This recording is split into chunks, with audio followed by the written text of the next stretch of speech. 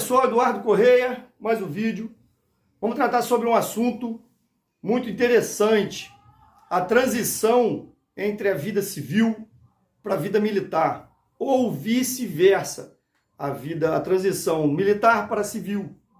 Por que eu estou abordando esse assunto? Eu tenho observado há algum tempo, mas já também aconteceu comigo. Então, é muito importante debater sobre esse assunto, pelo menos a gente entender esse assunto, para que a gente possa ajudar ao próximo ou ajudar a si mesmo, beleza? Então eu estou falando o seguinte, falando daquele militar, daquele garoto de 18 anos que virou militar, ficou por um período, depois saiu, virou civil, beleza? Essa transição. E estou falando daquele militar que depois virou agente de segurança civil. Então ele pode ser, saiu da caserna, virou agente de segurança privada ou pública, beleza? Então há uma grande diferença. E eu não vejo autoridades competentes se preocupar com isso. Então eu já vi situações de falta de adaptação ou de confusão sobre esses dois aspectos. E nós precisamos entender e mencionar e falar sobre isso. Porque você pode estar correndo risco se o teu colega não consegue entender o que ele é, o que ele precisa ser, de que maneira ele precisa agir. Então, senhores, primeiramente eu falo sobre o garoto. O garoto, né, entrou para as Forças Armadas, ele tem que se transformar num cidadão comum, em um soldado militar, um soldado preparado para o combate, preparado para a morte, preparado para enfrentar o perigo. Então ele tem um treinamento psicológico, um treinamento técnico, e você tem que enquadrar ele numa graduação na qual ele não deve pensar, ele deve agir. O militar ele foi treinado, preparado para passar por cima de qualquer adversidade. Ele foi tão preparado até mesmo para passar por cima dos corpos pelo chão, sejam eles inimigo ou não. Então, ele precisa ter esse conhecimento técnico e psicológico. E aí você tem um entendimento de quem você transformou. Você transformou um combatente que ele chega próximo a um animal, beleza? Então precisa entender sobre isso. Isso é real, hein? Ah, não vem com ideologia política que o exército, aquilo, outro. Estou falando técnico. Nós do Instituto Tático trabalhamos com questões técnicas, não com questões políticas e nem com questões de ideologia que eu acho que é assim. Não. Falamos sobre pessoas com conhecimento técnico daquilo que a gente está sendo dito. Então, quando eu venho aqui, botar o meu rosto aqui, ó, nessa telinha aqui do YouTube, não venho aqui falar abobrinha, venho aqui falar aquilo que é técnico. Não conheço tudo. Eu sei que às vezes eu falho, eu tenho erros. Por isso que eu ando estudando o tempo todo. Beleza? Então, eu falo logo a princípio, eu falo logo sobre isso. Essa transição, transformar um garoto, um cidadão comum, em um combatente, guerreiro. É totalmente diferente. Você quebra os parâmetros. O que acontece com esse ser humano? Ele tem capacidade de anular alguns sentimentos, como, por exemplo, fome, sentimentos ou necessidade fisiológica. Fome, sede, dor, cansaço, medo. Então ele consegue criar gatilhos mentais para mitigar esses sentimentos humanos, são sentimentos naturais de sobrevivência. A gente elimina isso. Isso é terrível. Você destrói um ser humano. Porém, você transforma ele em uma máquina. Ele não diz não. Ele faz acontecer e tem que ser feito. E ponto. Dessa forma que o sistema militar é rigoroso e é treinado para isso. É por isso que existe uma legislação específica para militar. Beleza? E aí, quando você sai da baixa nesse camarada e ele vem para o mundo civil novamente, ele carrega todo esse conhecimento. E aí eu vejo garotos se perderem. eu vejo alguns entrando para a vida do crime, eu vejo outros que não sabem o que vai fazer, eu vejo outros que quando entra na vida civil não consegue trabalhar, não consegue fazer um grande serviço, ele confunde as coisas, ele vê sempre, ele tem aquela visão militar. Então é muito complicado. Se você pega um militar e joga ele na vida civil, já é complicado. Imagina você pegar um militar e jogar ele no sistema da segurança pública. Transforma ele num militar, num policial militar, que além de militar não tem muito a ver, beleza? Você transforma ele num polícia militar, ou num polícia civil, ou qualquer agente de segurança pública ou privada. Aí é onde há uma grande dificuldade. E aí qual é a diferença? O vigilante, ele tem uma atribuição legal, formal, que ele tem que trabalhar com civilidade. O que seria civilidade? Ele tem que trabalhar numa função onde ele está colocando a vida dele em risco para defender um patrimônio, para defender um material ou um pessoal, uma pessoa. Ele tem que fazer essa adaptação. Ele tem que entender que no mundo civil nem todo mundo é inimigo, que as pessoas são suspeitos. Quando nós temos uma função específica de proteção de alguma coisa, todos são suspeitos. Ponto.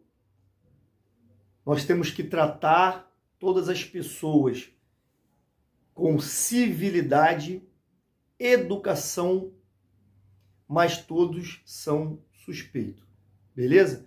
Então, quando você entra na segurança, que você está protegendo algum ativo, um valor específico, você necessita entender que as pessoas, os transeuntes, estão trabalhando, fazendo a sua vida normal. Você não deve incomodar a vida dessas pessoas.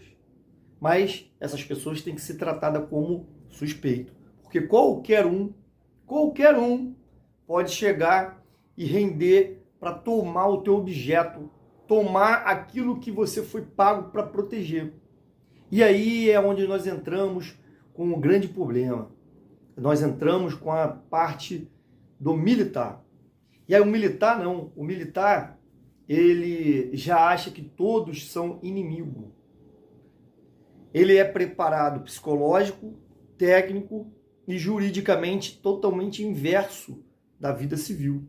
Então, quando o militar ele entra para a área de segurança pública, ele tem que entender que nem todo mundo ali é inimigo. Todo mundo ali é suspeito. Beleza? Então, o militar em guerra, em conflito, em combate, ele elimina o seu oponente. Já o segurança pública ou segurança privado, num mundo real, o que deveria ser feito, não é para eliminar a vida de ninguém. É para neutralizar ou cessar a injusta agressão. Ponto. Só. E você deve dar assistência médica para aquela pessoa na qual você feriu. Assistência médica pode ser de qualquer maneira. Apenas uma ligação já faz todo o sentido. Não sou especialista, preciso sair da localidade, porque eu estou com valor ali, então eu preciso pelo menos ligar. Então essa grande diferença entre o militar e a vida civil. Então eu vejo às vezes muitos colegas falando assim, não, que eu vou fazer isso, que eu vou... Fala, rapaziada, não é bem assim. Nós temos que entender a legislação, nós temos que entender a nossa função. Nossa função não é combater, nossa função é proteger. E acabou. Quem tem que combater é outros parâmetros, vai subindo a graduação de responsabilidade. Então não é à toa que nós temos a Polícia Militar Comum, Nós temos a Guarda Municipal, a Guarda Civil, a Guarda Municipal, né? Em cada estado ela tem uma aplicabilidade, mas temos uma guarda, temos uma polícia militar, e vai escalonando. Dentro da polícia militar nós temos os batalhões de choque, são os batalhões de reforço, e temos aqui no Rio de Janeiro um batalhão de operações especiais que é o BOP, que aqui no Rio de Janeiro é uma especificidade muito grande. Então o BOP, quando entra, ele não entra para prender, ele entra para eliminar aquele problema. Ele tem que eliminar aquele problema. Então ele entra com funções específicas. Então nós temos diferença. E temos a Polícia Civil para fazer as investigações, para fazer as buscas e apreensões. A Polícia Civil. Por que a Polícia Civil é civil? Porque tem que ter civilidade. Ele tem que ser um agente público, policial, civil. Civilidade. Ele tem que entender o grande contexto da coisa. Um pouco com a visão de civil. Então, quando você põe, às vezes, os estereótipos, a gente normalmente tem os estereótipos, né? Nós trabalhamos com esse preconceito. Não visando o preconceito como algo ruim, mas o preconceito é você fazer um conceito logo de imediato. Então, quando você vê um cidadão aqui no Rio de Janeiro, um cidadão de cabelinho pintadinho, pontinho de pontinho, chamado abacaxi, né? Que é a moda. Mas essa moda é uma moda ruim, porque a grande maioria do estereótipo, quem utiliza são marginais. Assim como a gente vê algumas pessoas com cabelo vermelho. E a gente faz aquela associação rapidamente a alguma facção específica. Então, quando a gente, antigamente, né, eram os Rastafari, eram os cabelos grandes, todo aquele movimento ali, né, afro, era visão de outras coisas. Então, nós precisamos entender que os estereótipos, a gente tem que quebrar esse paradigma. Nem todo mundo que tem um estereótipo, está estereotipado, ele é aquilo que a gente imagina. Ele é um suspeito. Para você que é agente de segurança, ele é um suspeito. Você tome cuidado com esse tipo de pessoas. Mas pode ser que tenha alguém ali de terno e gravata, de óculos, olho claro, cabelo louro, e que seja um marginal. Então, atitude suspeita é uma coisa. Atitude marginal, atitude de bandido é outra. Então, você precisa apenas estar em alerta. Você tem alerta o tempo todo. Até aquela senhorinha que vem ali, você trata ela com civilidade, com respeito, assertividade, não conversa muito, né? E simplesmente se afasta. Não fique ali. Nosso trabalho é outro. Então, gostaria de levantar essa bandeira, porque eu vejo militares achando que ainda estão na vida militar, achando que quando pega ali um revólver 38, ele vai fazer a mesma coisa com a pistola 9mm e com o fuzil 762, 556 lá. Ele pega um calibre 12 e ele acha que está naquela condição. Então, já vi vários amigos que não conseguem se adaptar, que não conseguem entender isso. Isso é muito perigoso, tá? Pode tomar atitude errada. Pode tomar atitude errada. Então, na hora do conflito, do combate, aí sim, você já está em conflito.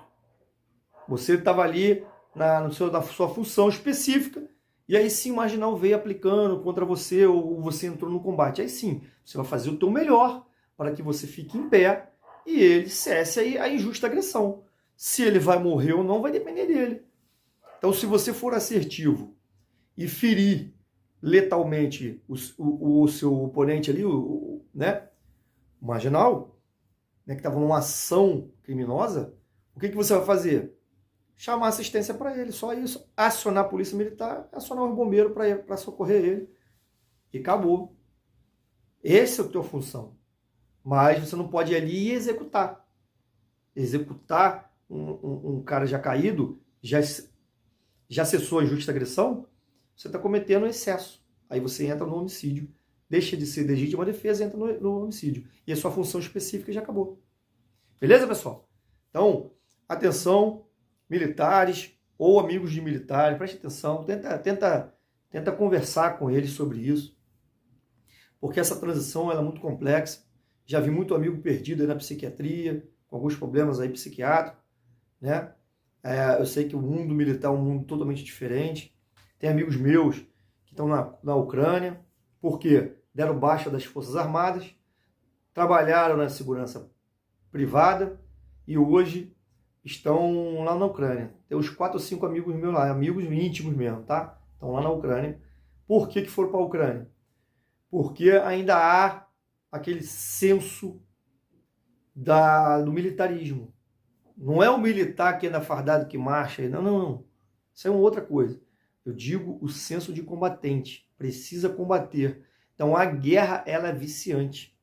A guerra, ela vicia. Então se você tem um treinamento pesado para a guerra, você se adapta e você vive aquele momento, você falta em você aquela vontade de lutar, falta não, você tem de excesso aquela vontade de lutar. Então tem uma rapaziada tudo indo para a Ucrânia, um montão de colega meu. E um colega de amigo, amigo de amigo, estão tudo indo para lá. Mas por quê? Vontade de lutar.